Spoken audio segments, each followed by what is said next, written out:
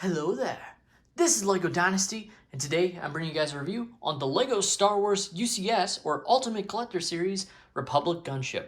It is set number 75309, comes with 3,292 pieces, and is rated ages 18 and up. This set retails in the United States for $349.99, as well as in Canada for $479.99. The set features 2 minifigures, and overall is a magnificent build, though does have some shortcomings, which we will get into. So without further ado, let's get into this review, starting with the box. So as you can see, the box has the nice black outline of the 18 plus lineup sets. That has been very consistent since they've been introduced. Now, while the set is 18 plus, that mostly means it is marketed towards collectors, but it can be built by those younger. Though this is a more complex build than most UCS sets, I should say. So if you're buying this for someone younger, say under the ages of 14, you'll probably need to give them a hand building it, as there are some complex building, and it is just so massive, it has some parts that just could use some assistance on.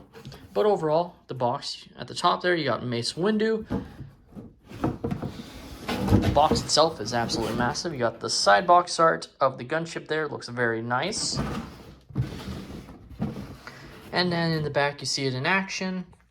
You do have some measurements. So it spans in length 68 centimeters, as well as 27 inches. And then goes from the height from the stand of 33 centimeters or 13 inches tall. Now that is including the stand.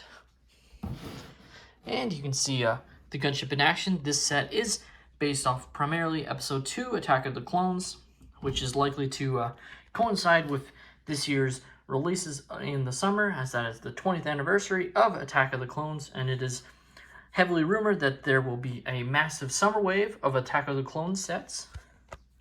So that could factor in why they made this an Episode 2 exclusive set, rather than just a Episode 2, 3, and Clone Wars style set. My box did have some damage, unfortunately. Nothing I could really do about it. Now, one of the other main issues with the box and box art was the incorrect logo applied, which is an Imperial logo, not the Republic logo that you can see on the gunship itself.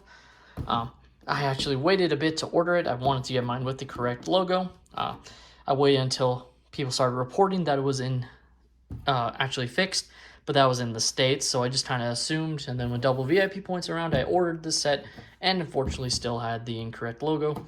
So I wasn't going to return it at that point, decided to keep it, and yeah. So my box and also the instructions will have the incorrect logo. Just an unfortunate error, something that realistically shouldn't have happened. They are different, they are noticeably different. They're different eras of movies, and it's just another, I guess, dig at LEGO for caring more about the original trilogy than the prequel trilogy, which nowadays has quite a few fans, as the kids that grew up with those movies now view those as their Star Wars, just like the kids that grew up with the sequel trilogy in 10, 15 years will view the sequel trilogy as their Star Wars. But overall, that is the box. Moving on to the minifigures, our first one is Mace Windu, who is an overall updated, though probably could have been done more for minifigure.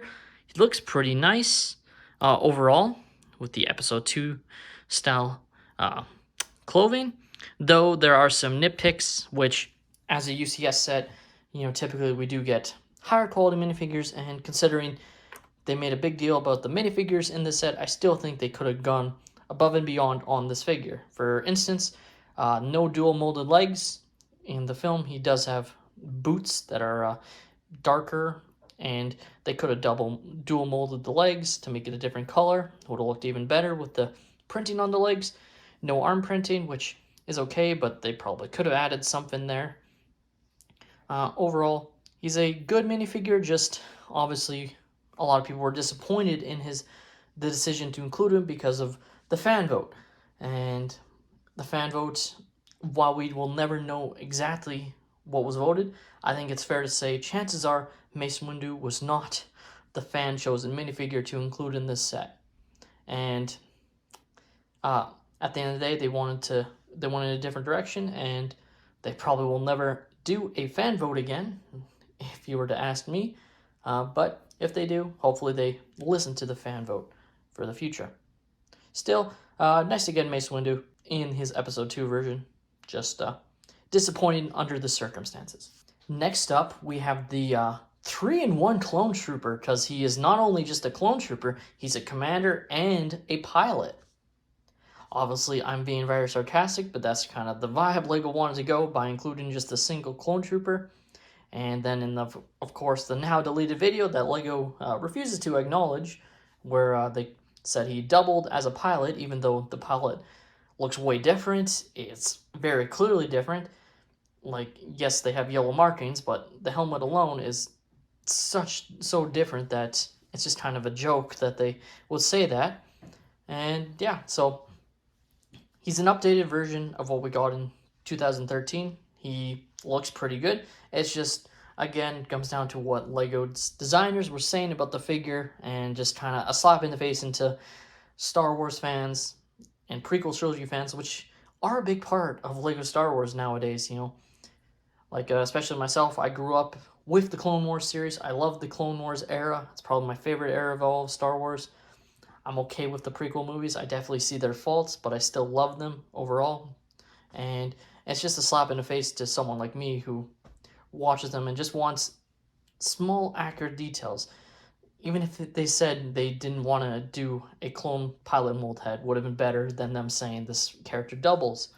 Now, of course, as I'm making this many months after the set was released, this figure was included in the Clone Wars Clone Command Station minifigure pack, which obviously was interesting. And now there are leaked images that suggest the Mace Windu fighter tank will be happening with his purple clone troopers from Legends of Star Wars, so we can expect that figure to be included. So LEGO is sticking with what they said, that they didn't want to put exclusive minifigures in higher price sets. So we'll see if they keep doing that with other sets. You know, we should expect Pondo Baba and original trilogy exclusive figures from the Mos Eisley Cantina and other sets, right? Based on that logic. But overall, still a nice figure. Just the value of the figure probably tanked just because of him being included in $14.99/$18.99 set. Still, nice to get him. So, actually, before I look at the set, I'll just take a quick look at the manual. Got some great art on this side. Looks very cool. They talk about the fan vote. Got the designer of the set. More of the designers talking about the set. And then, of course, some images from Attack of the Clones, what they based the set off of. Some very cool information on the set itself and the ship. And yeah, goes into that. The set was, I believe, 17? Yeah, 17 bags. So quite a few bags overall, and yeah, it was quite the build process. So the UCS Gunship, as you can see, is absolutely massive. It really is. Like, it's even bigger than I thought it was going to be, which is weird to say, since I knew it was going to be massive, but just seeing it in person is way, way different than just seeing it in a display at the LEGO store. It's absolutely beautiful. The detail on the set is amazing, and there's only a couple of small faults, and you might have just heard one of them, which is related to the front cannons. So I actually went through and watched some LEGO reviews from way back when it was first released, and none of them had this issue, so I don't know if it's a fault just with my set, but these cannons, which look great, are supposed to stay on, and mine on both sides fall off. So it's very unlucky for me. I have no idea if I just have two faulty parts of the same one, because I tried other Technic rods, just basically they're held by that Technic rod right there, and it goes on, and they're supposed to stay on pretty well. Like, they're not perfect, but I know they're supposed to stay. They're not supposed to fall off by moving it, and I didn't understand why that was an issue. I watched videos and no one else mentioned it, so I have no idea what I did wrong, or it may not have even been my fault. So my fix for that is there's this Technic rod. You do get one extra as your extra piece. I found another one.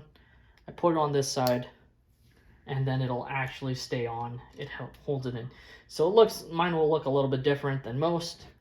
It's what I've had to do in order to basically maintain a level of accuracy. So I don't know if it's a defect of just my parts, but I'm not gonna get new parts of these scented. I've actually, as I'm making this video, I've actually had quite a few issues with Lego recently where I've had to request new parts, and yeah, I don't know why my parts weren't connecting right and staying in place, but for whatever reason mine wasn't.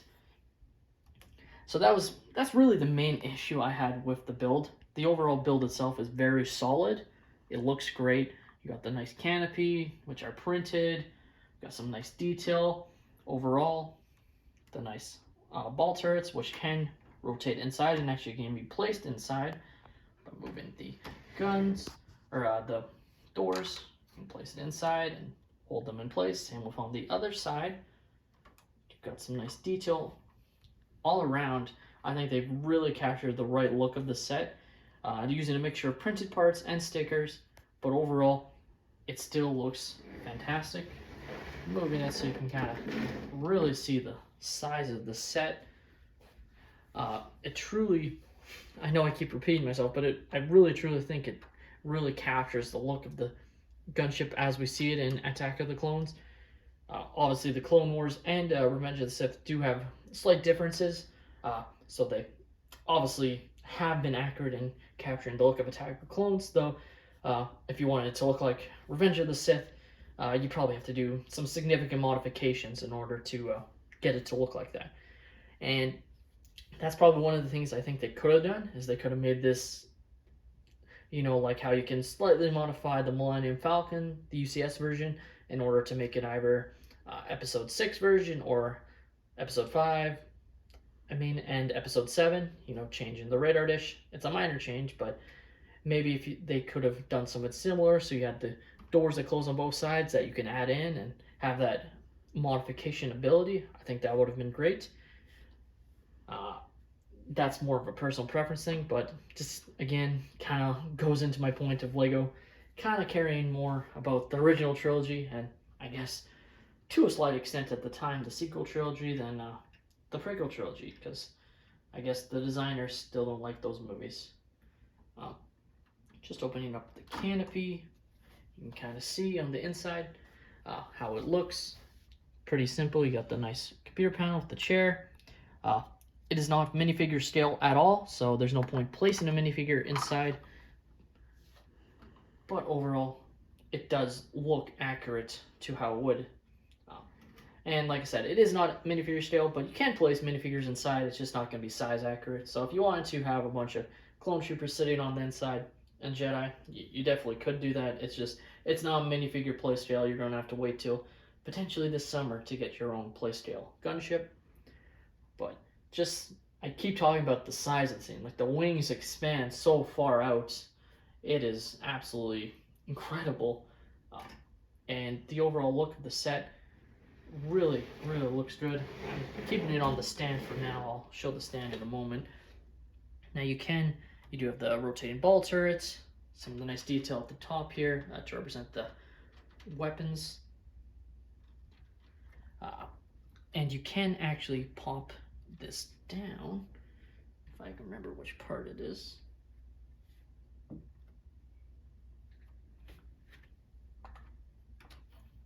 There we go. To reveal the back flap, which I believe is where a speeder bike could come out of. They don't have one built into this set, of course, but I believe that is what it was in the 2013 set to represent, or could be just troopers running out the back. Still a nice detail that it included. And you can pop it back in like so. Again, you can see the maneuverability of the arms. And then looking at some of the top detail up here, the nice rotating cannons, which can move together. Pretty simple, but it's still nice. Some of the nice sticker detail all around. And yeah, like, the overall look of the set is absolutely incredible. I keep repeating myself in that aspect, but I just think they nailed the set. Like, this is definitely, to me, one of the best UCS sets they've ever released. And I know I haven't owned that many, let alone built some of the ones. I've only ever owned the UCS B-Wing, the UCS A-Wing, the UCS Millennium Falcon, and now this gunship. But I still feel like, based on what I've seen from other people's videos, friends that have the sets, I still think this is absolutely one of the best ones they've ever made. Definitely the best prequel set, UCS set they've ever made, considering how little they've made. Now, moving the set off the stand is pretty simple. You just grab it from the top and lay it flat. Based on just how tall it is and where I place my set, I actually have to leave it off the stand to place it where I do. Just showing the stand real quick. You do have the nice plaque where the minifigures go, and it just says some Star Wars information. So it was manufactured at the Rothana Heavy Engineering. It's a low altitude assault transport, or LAAT gunship. It's air to ground support. The length is 17.4 meters, and then just some of the weapons included. The way it goes on the stand is that there's a little space inside the gunship. It sits on this white part, and then just leans onto that there. So you see the hole right there. That's where it would sit right here. So I definitely don't think the stand is the most stable aspect to place it in. I definitely prefer to leave it off it, to be honest with you. I just think it's a bit more stable just sitting flat. So if you have the space to put it just flat, that is probably your best bet, just in my opinion. Obviously, I do think it looks cool staying on the stand. It kind of looks like it's flying down, but it just I just kind of worry about it. So it kind of works out that where I place it, it lies flat. I forgot there is some weapons on the inside of the wings. These are missiles that can shoot out. Now they can't shoot out of this. They're not flick fire or anything, but that's what they represent. Just showcasing the ball turrets, how they move. You could open it up if you so desire. Like I said, you can't really fit a minifigure inside it, though you could probably play around and fit one in. But again, it's not minifigure scale, though this might be the most minifigure scale version of the set in terms of how big the ball turret is supposed to be in comparison to the figure. Just taking a look on the inside, getting some nice views. You can kind of see on the inside there. There's room in there. Can't really access it in there, unfortunately, but it still looks really cool. You got some nice control panels up there.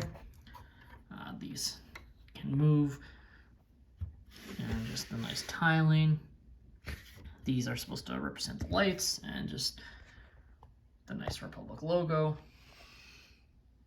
Just giving you guys an overall look of the set, and obviously the set has been out for a while, and if you haven't picked it up, I definitely encourage you to. I definitely would wait until double VIP points, especially if you're where I live in Canada. We did kind of get shafted on the price of the set. We did get a rather significant upcharge when you factor in the Canadian conversion, at least at the time when the set was released. It might be actually more accurate now, but if you're a VIP member, I'd definitely buy it when you could get your higher VIP points back and can use that to get in more LEGO sets. So, the LEGO Star Wars UCS Gunship is an absolutely masterpiece of a display model. It has so many amazing details that really capture the look of the set, especially from Attack of the Clones, where the set is based off of, and is really only held back by what I can only describe as a lack of caring on the designer's part, you know, to really go above and beyond on this set that I think they could have. I think this set is a clear, to me, 8 out of 10. That could have been a 10 out of 10 easily had there been, I guess, more care shown to this model. It really seems like they really wanted either the Nebulon B or the TIE Bomber to win, and were very disappointed when the Gunship won, just based on their comments ever since the set was released, and kind of their threats that if we don't buy this set, they're not going to make any UCS prequel trilogy sets anymore. And it's just why, like, we're, as a fan, we're offering you money to make certain products and you're mad about it. because it's not your favorite movies. When we're not asking you to watch the movies, you can literally look at still frames from these movies nowadays and get the overall look of the set correct, which again, I can't say enough. They really nailed the look of the set. It just comes down to me to the minifigures, some of the errors that I think could have been avoided, such as the box art. It's a minor thing, but it's something that I think just could have been easily avoided. It's such a simple thing to run by, and it's a minor error that is kind of enlarged just based on what Lego has said, and kind of just shows the lack of care when it comes to certain aspects of Star Wars. The minifigure selection definitely to me could have been larger. I'm not saying it needed 10 minifigures in this set, but I think if it had 3 or 4, so an extra 2 minifigures would have been even better, especially even if they included Mace Windu and the Clone Commander, if they had an accurate clone pilot, and perhaps another Jedi, whether that's Jedi Bob, Kit Fisto, Coleman Trevor, or any other Jedi that we really haven't gotten before, maybe Stace Alley or Adi Gallia, the ones that we haven't gotten very many figures of, and if we have, it's been more Clone Wars-esque. Stuff like that I just think Lego could have done to enhance the set and make it much more appealing from a collection standpoint. But in saying that, the only thing that really held back the set, in my opinion, is, at least for me personally, was the Canadian price. That's why I didn't buy it at launch. I waited quite a while, A, because of the box art, and B, just because of the price. I did feel kind of priced out as a Canadian collector in buying this set. $480 when I could buy a bunch of other smaller sets that I couldn't justify it at the time, and decided to wait until a double VIP points event to get the set. With that being said, I can't stress enough that I still absolutely think this is an amazing collector's item. If you're a collector, you're going to love having this set up. If you're just a regular Lego fan and are just looking for something that has more playability, this set probably isn't for you. It's probably priced you out anyways. But if you're a collector and want something that is accurate, amazing to look at. So, with that being said, that is all my opinion. So let me know your thoughts are on this set down below. Have you guys picked up the UCS Gunship, or are you planning to? Let me know in the comments below. Let me know if you've had any issues with yours regarding the cannons, if you do own the set, or let me know if you have a reason of why mine was having so many issues. Wouldn't mind hearing an explanation. If any of you guys have any tips and tricks for how to avoid that in the future, let me know. This has been LEGO Dynasty. If you've enjoyed this video, please leave a like and subscribe for more LEGO content in the future, and have a great day, everyone.